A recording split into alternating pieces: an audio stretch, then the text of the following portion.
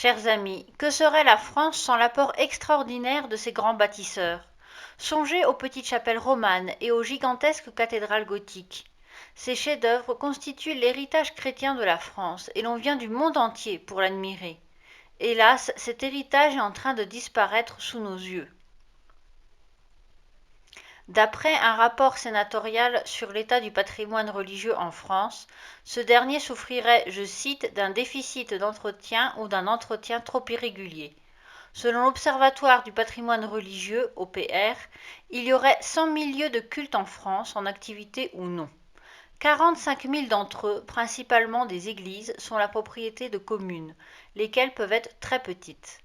Le risque d'abandon d'une partie des édifices non protégés hors des grandes villes constitue un vrai défi, notamment pour les territoires ruraux, martèlent les sénateurs. Les menaces qui pèsent sur ce patrimoine religieux sont connues. Selon le Figaro, au premier chef viennent la perte de pratiques croissantes des Français et la désertification des campagnes, qui ont pour conséquence de vider les églises.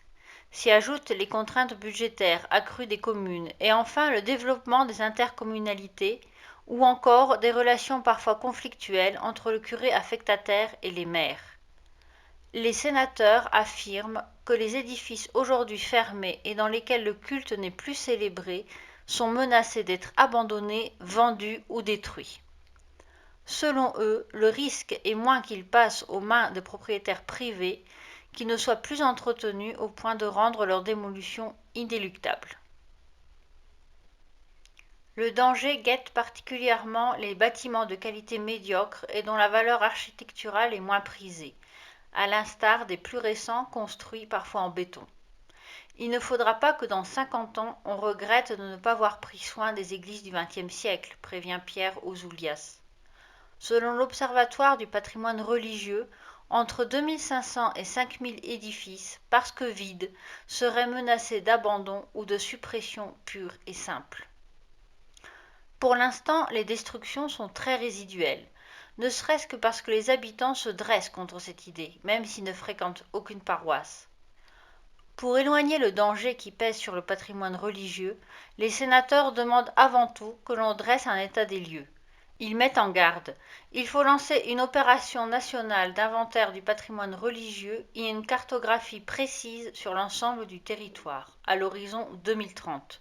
Sinon, les églises non protégées disparaîtront progressivement, dans l'indifférence générale. Bien que les pouvoirs publics puissent trouver des solutions ponctuelles à cette situation, notre héritage chrétien restera en danger tant que les Français ne renoueront pas avec leur riche passé chrétien. Pour préserver un sanctuaire de la ruine, le meilleur moyen est encore de le fréquenter. Si vous aussi, vous êtes alarmés par l'abandon de nos églises, je vous invite à diffuser cette vidéo sur les réseaux sociaux. On ne peut pas laisser notre patrimoine chrétien tomber en poussière sans réagir.